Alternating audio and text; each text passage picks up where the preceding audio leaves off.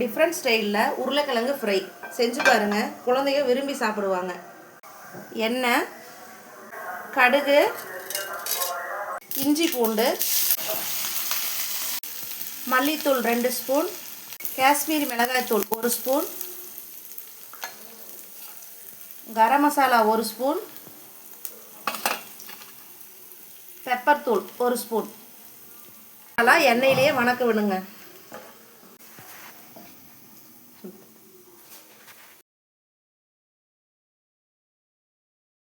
மஞ்சள் தூள். உருளைக்கிழங்கு வேக வச்சு இந்த சைஸில் கட் பண்ணி வச்சுருக்கிறேன்.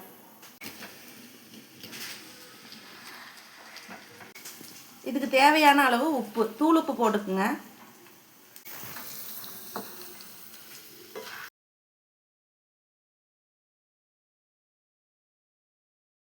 லாஸ்ட்டாக மல்லித்தழை போட்டுக்கலாம்.